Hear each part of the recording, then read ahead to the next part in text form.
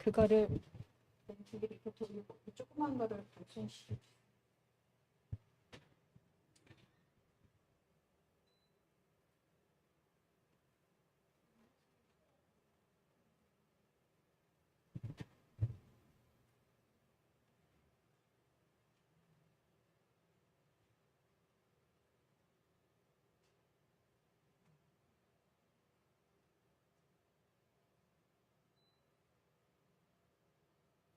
네, 오늘부터 우리 에베소서를 보게 됩니다. 우리 에베소서 1장 1절로 2절까지만 읽도록 하겠습니다.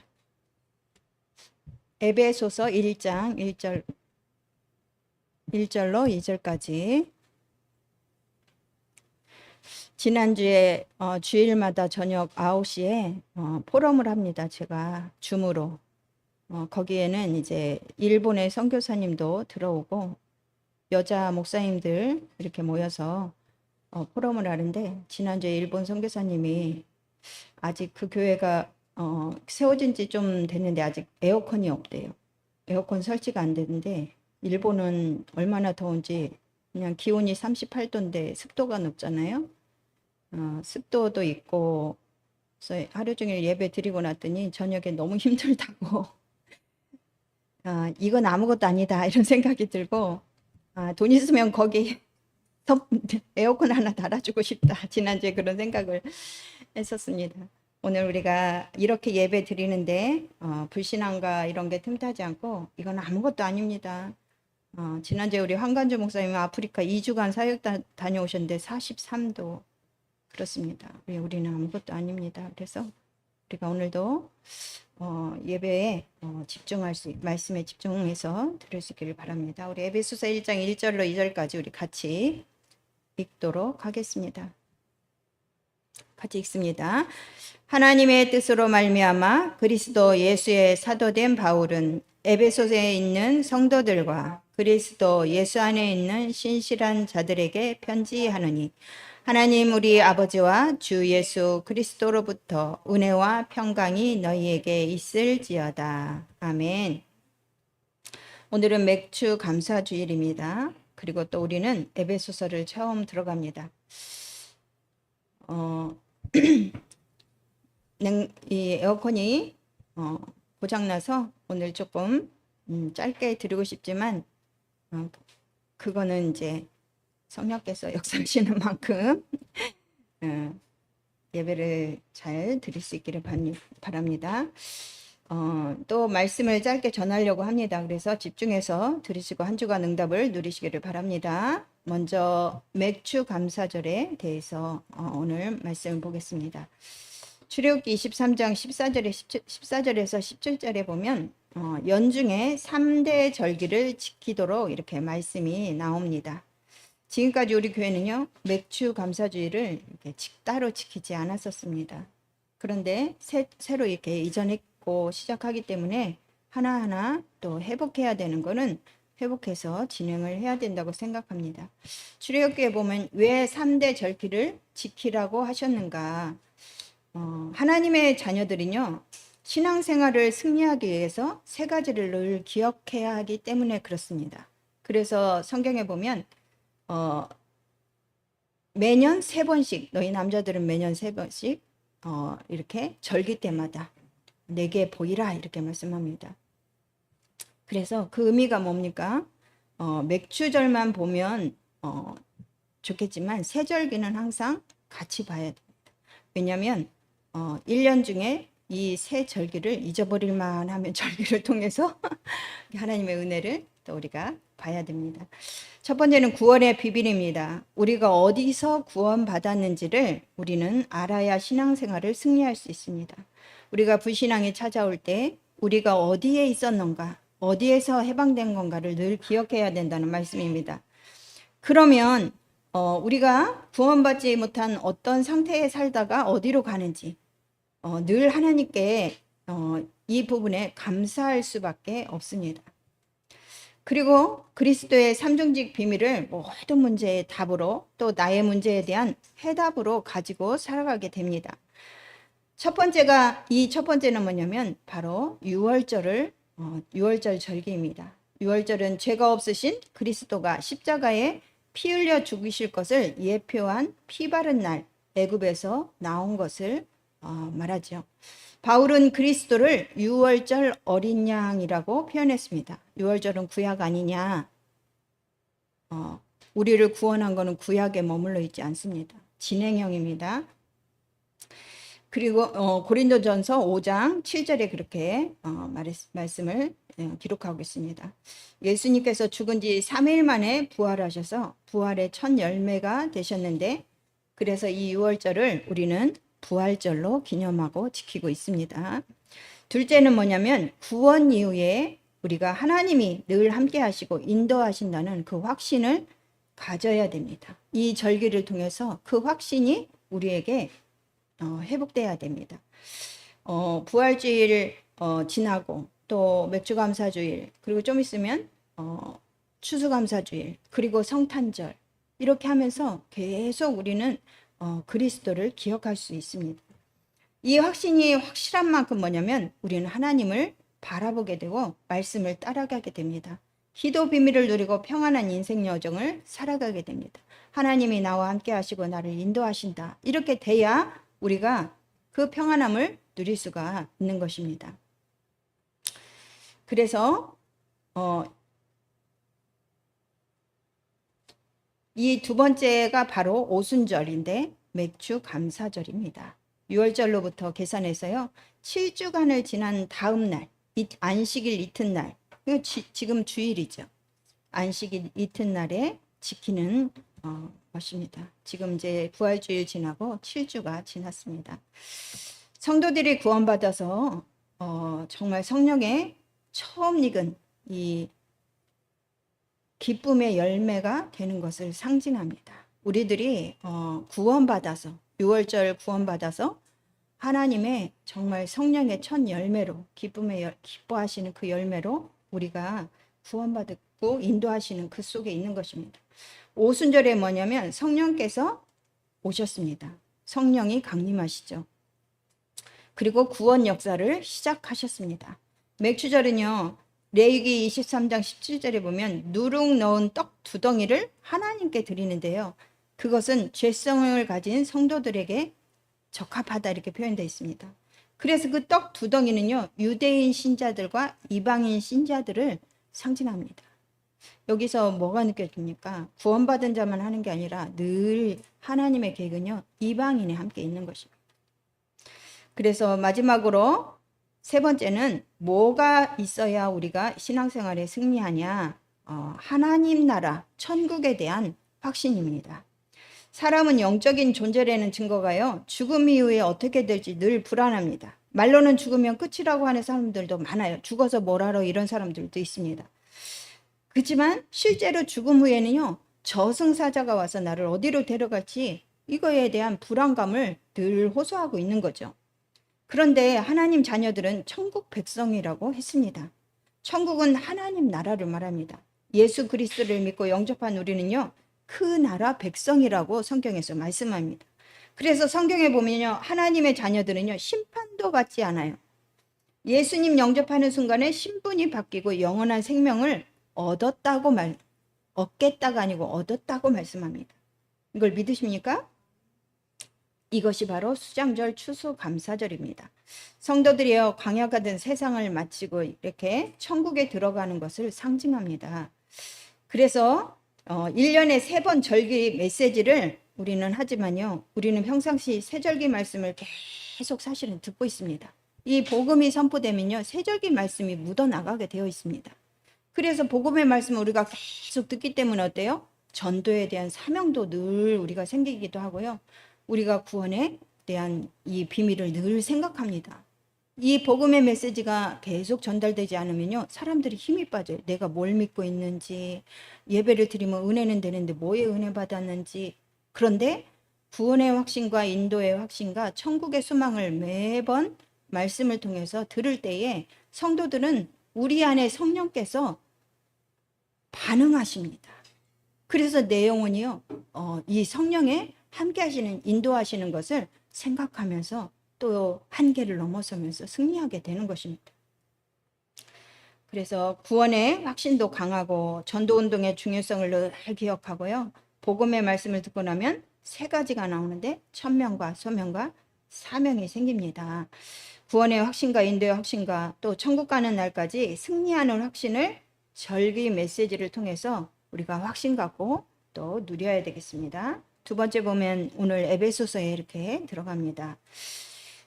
첫 번째 교회에 대해서 에베소서는요, 특별히 교회에 대해서 이렇게 쓰고 있습니다. 에베소서는요, 총 6장까지 있습니다. 그래서 1, 2장은요, 교회의 본질에 대해서 말씀하고 있어요. 3에서 6장은요, 교회의 속성에 대한 말씀입니다. 그래서 교회에 대해서 이 에베소서에서 바울은요, 증거하고 있습니다. 교회의 본질에 대해서 보면은 1장에서는 교회의 기초가 뭐냐, 2장에는 교회의 구성원에 대해서, 3장은 교회의 속성인데 교회의 보편성, 4장은 교회의 일체성, 5장은 교회의 성결성, 6장은 교회의 전투성, 이렇게 증거하고 있습니다. 우리가 성경을 볼 때는요, 전도 관점으로 보라고 말씀합니다. 전도라는 것이 우리 사람에게 굉장히 부담스럽습니다. 근데 전도에 대해서 오해하면 안 됩니다. 전도는 구원받은 자가 내 속에 있는 그리스도를 증언할 수 있도록 증거를 주시는 그것이 바로 전도입니다. 왜 이 전도 관점으로 봐야 되는가? 그래야 하나님의 올바른 뜻과 계획을 볼 수 있습니다. 왜냐하면 예수님이 오신 목적이 구원입니다. 구원은 바로 전도입니다. 그죠?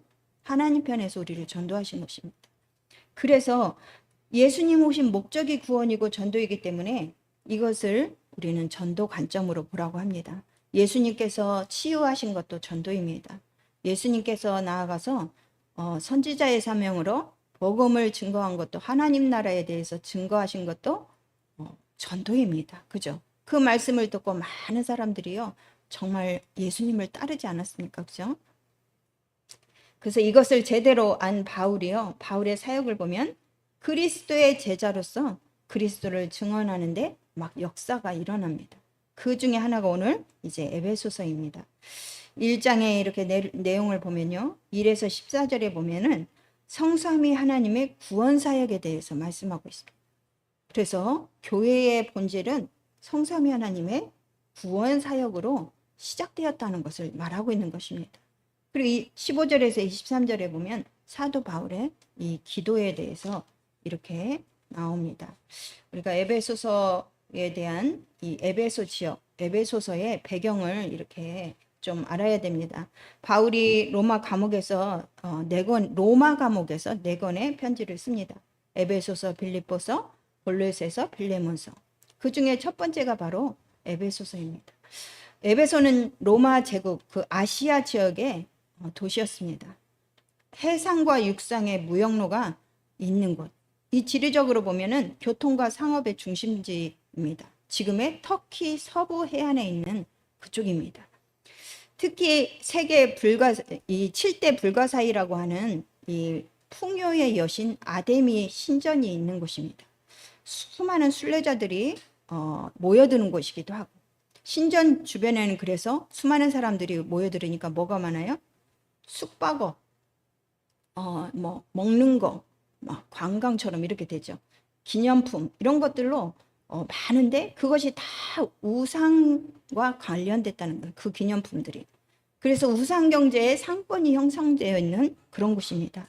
지금도 이 에베소 유적지는요, 끊임없이 관광객들이 오늘날도 모여들고 있습니다. 터키 그러면 반드시 가는 곳이죠. 가파도기야, 이 바울이 갔던 가파도기야, 이런 쪽에가 지금도 관광지입니다. 사도행전에 따르면요, 에베소 교회는요, 사도 바울, 이 사도행전에 어떻게 에베소 지역을 갔는지에 대해서 나오는데, 이 3차 전도 여행 때 3년을 머문 곳입니다. 그리고 실제로 자기가 목양을 했던 곳이 에베소 교회입니다. 3년 동안. 우리가 참 바울의 이 말씀을 보면서 3년간 바울의 정말 그 사역이 되었을 때 에베소 지역에 엄청난 일이 일어났습니다. 보면은 아시아 모든 그 지역의 사람들이 다 복음을 들었다라고 했습니다.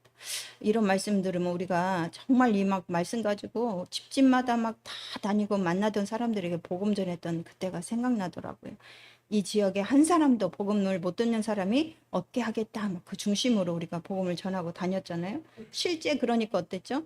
많은 사람을 하나님이 교회에 붙여서 그랬던 적도 우리가 참 증거를 가지고 있습니다.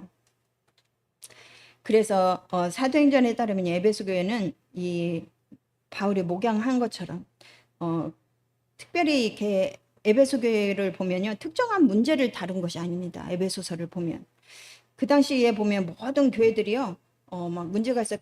우리가 갈라디아서를 봤듯이 갈라디아 교회 문제에 대해서 다루지 않습니까? 그런데 이 에베소서는 보면은 교회에 관한 목회를 했었기 때문에 그런 문제를 다룬 것이 아니고 모든 사람들이요, 관심을 가질 만한 일반적인 내용을, 교회에 대한 내용을 다루고 있다는 점에서 조금 다르다, 이런 것입니다. 그래서 많은 교회들이요, 서로 이렇게 돌려가며 읽도록 의도되었다, 이렇게 말하고 있습니다. 골로새서와 에베소서의 내용과 이렇게 또 일치되는 부분이 있는데요, 두기고라는 사람이 골로새를 향해 지나가는 길에 에베소에 들려서 교회들의 이 에베소서를 전달했을 것으로 이렇게 봅니다. 바울의 이 에베소 전도는요, 사도행전적이다. 그래서 사도행전에도 기록되어 있습니다.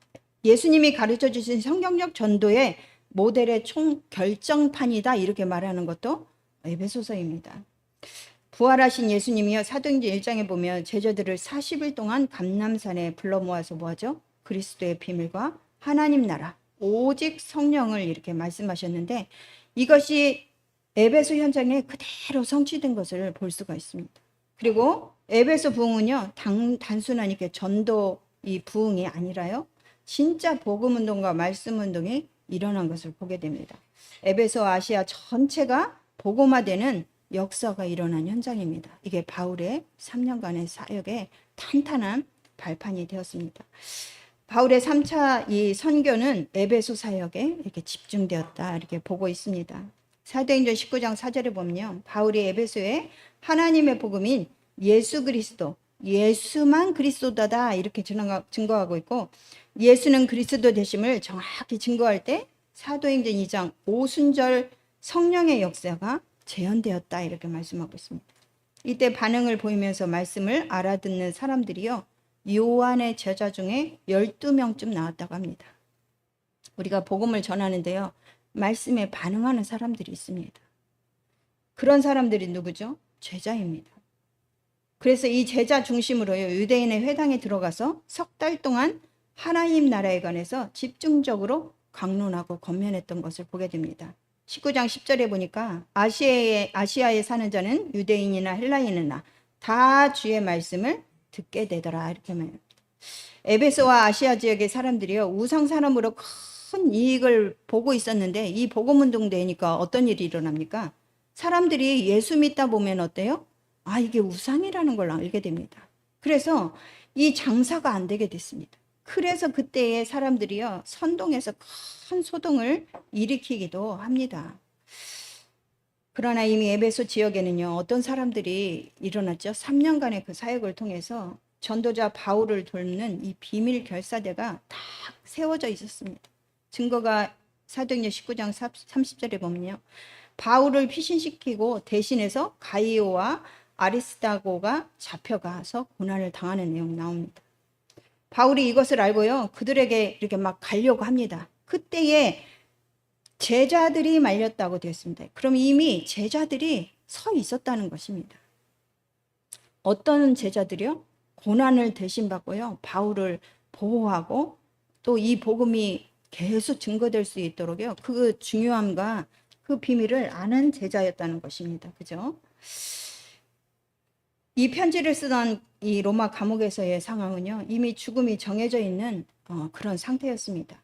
바울은 이 순간에도 자기 목숨을 위한 것이 아니고요, 어떤 일이 있습니까?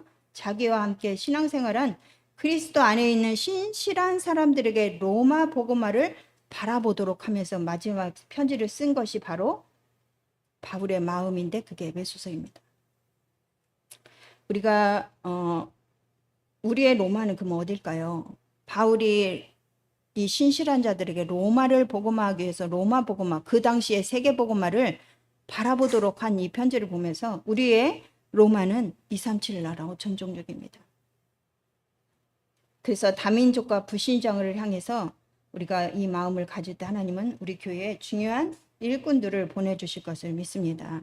우리 교회만 여기만 안주하고 이러면요 하나님이 보내실 필요가 없습니다. 그냥 밥 먹고 싶은 거 먹고 뭐 내가 하고 싶은 거 하고, 그런데 뭐하러 제자를 보내겠습니까? 정말 237 나라가 보이고 왜 이 다민족을 복음화해야 되는지, 그들이 돌아갔을 때에 일어나는 일은 엄청납니다. 제가 신학교 다닐 때 사모아라는 조그만 섬, 사모아를 저는 모릅니다. 이 오스트레일리아 호주 밑에 어디 있다 하더라고요. 거기에서 온 자매가 있는데 지금 목사님입니다. 그래서 사모아 지역의 목사님이에요. 그 사람이 복음 받고요 우리나라에 와서 신학교를 다닌 거예요. 이 한 사람이 가니까 목사가 돼가지고 교회를 세워서 목회를 하는데 너무 잘하고 있어요. 왜요? 그 지역에 이 복음만 전하는 이런 문화가 없는 거예요. 하나님이 막 사람을 붙이겠죠.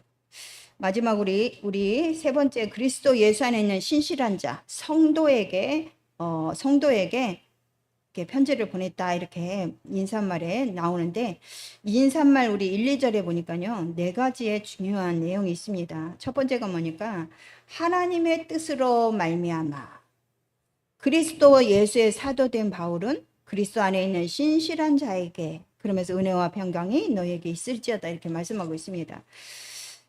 하나님의 뜻으로 말미암아, 이 말은요 하나님의 뜻이 우리의 신앙의 발판입니다. 그죠? 하나님의 뜻으로 말미암지 않고는 신앙이 성립되지가 않아요. 그리고 우리는 그 뜻이 아니면 성장도 할 수 없습니다. 그래서 우리의 신앙 발판은요 늘 하나님의 뜻, 하나님의 주권만이 절대 주권이다. 그러면서 뭐예요? 하나님의 방법은 하나밖에 없습니다. 갈라디아 교회에 다른 복음은 없다, 이게 증거하죠. 하나님의 방법은요 하나밖에 없는데 그게 바로 예수 그리스도를 보내신 것입니다. 그리고 하나님의 역사는요 오직 성령으로만 보이십니다.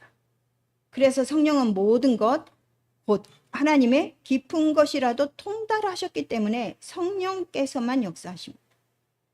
그리고 성경만 하나님의 말씀입니다. 그죠? 구원받은 하나님의 자녀는요 하나님의 성전입니다. 이것이 우리의 발판임, 신앙생활의 발판입니다. 이거를 우리가 믿지 않고 그렇다면은 신앙생활 하는데 갈등입니다. 왜 내가 교회를 계속 가야 돼? 하나님 자녀니까요. 내가 성전이니까. 이게 안 나면요 교회 가는 게 너무 힘듭니다. 그리고 하나님의 관심은요 지금 현장에 있습니다. 나에게 있지만 내가 있는 현장에 있는 것입니다. 그럼 이유가 뭡니까? 나를 그 현장에 있게 하신 이유가 나오게 됩니다. 그래서 하나님의 또 통치하심이 생사복을 주관하신다는, 그래서 우리가 죽고 사는 거, 우리가 잘 되고 못 되고 하는 게 하나님의 손에 있다는 거예요. 그래서 하나님의 뜻에 맞는 것을 우리가 볼 때 하나님은 우리를 높이시기도 하고 우리의 모든 것을 문을 열어주시기도 하고 그러지 않습니까? 그죠? 하나님의 섭리의 결산의 날이 있습니다. 그것이 바로 뭐예요? 부자와 거지 나사로처럼 결산의 날이 있습니다. 그리고 사람에게는요 한 번 죽는 것은 사람에게 정해져 있다. 그 위에 하나님의 심판이 있다. 그러나 하나님 자녀들은요 심판이 없습니다. 왜? 사망에서 생명으로 옮겨졌기 때문에 심판이 없습니다. 다만 우리에게 있는 건 전도자에게 주시는 상급만, 하나님의 상급만 있습니다. 마태복음 10장 42절에 보니까요 전도자에게 베푸는 이 냉수 한 그릇의 상도 잃지 않는다는 거예요. 이 전도자가 어떤 전도자인지를 알아야 됩니다. 이것을 우리가 믿어야 되겠습니다. 두 번째 보면 그리스도 예수의 사도된 바울은 이렇게 말합니다. 이게 우리 신앙의 정체성입니다. 그래서 하나님의 뜻으로 사도가 됐는데 누구의 사도라고요? 이 사도라는 뜻은 뭐예요? 보낼사 제자도, 이렇게 되어 있습니다. 그리스도 예수의 사도 이렇게 말하고 있습니다. 그 말은 뭐예요? 그리스도 예수를 증언하러 보내는 제자다 이 말이잖아요. 그죠?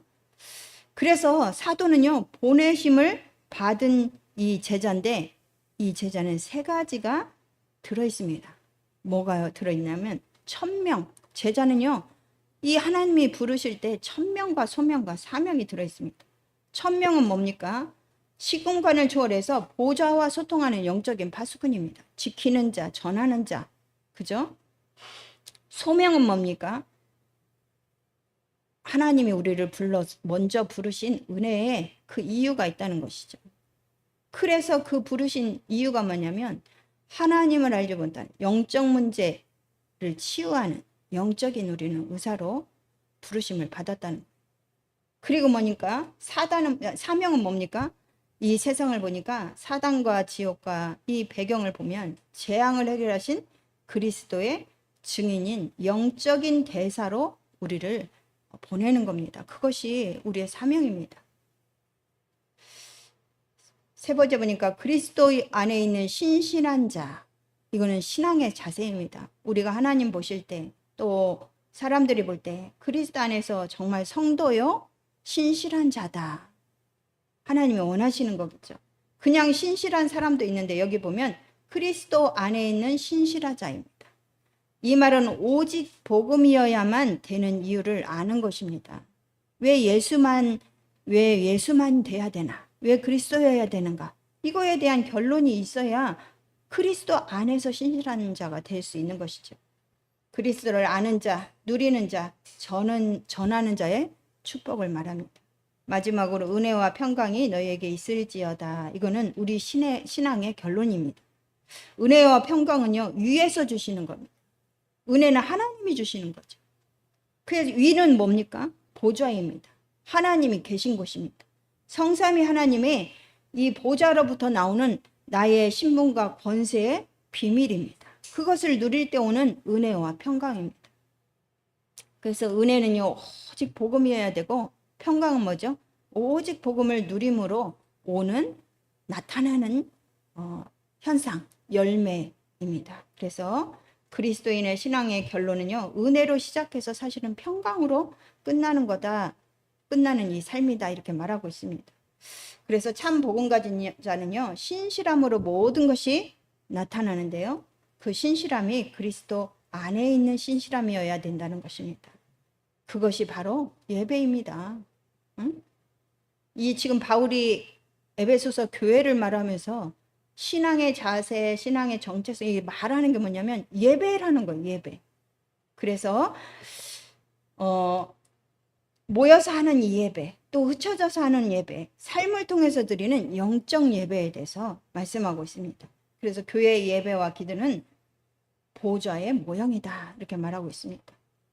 우리가 다음 주에 조금 더 말씀을 보기로 하고요. 한 주간 맥주 감사절과 강단해 주신 에베소서 1장 1절 2절 말씀을 통해서 풍성한 은혜와 성령의 충만한 인도, 역사 속에서 승리하시기를 바랍니다. 우리 기도하겠습니다. 하나님 감사합니다. 이 귀한 말씀 주심을 감사합니다. 하나님 한 주간 동안 우리가 그리스도 예수 안에 있는 성도여 신실한 자로 하나님 말씀을 묵상하며 우리의 신앙이 정말 아버지 올바르게 정리되어질 수 있게 하시고 정말 바울이 말한 이 말씀을 깨달을 수 있도록 주님 축복하여 주시고 이 말씀이 우리에게 응답되게 하옵소서. 특별히 맥주 감사주일입니다. 하나님 아버지 우리를 구원하시고 정말 구원으로 끝나는 게 아니라 천국 가는 날까지 우리를 함께 하시면서 인도하시겠다고 확신하게 하시는 아버지 하나님, 우리의 모든 인생 여정이 그리스도 예수와 함께 하는 것을 확인하는 한 주간 되게 하여 주시옵소서. 예수님의 이름으로 기도하옵나이다. 아멘. 우리 찬송가 419장입니다.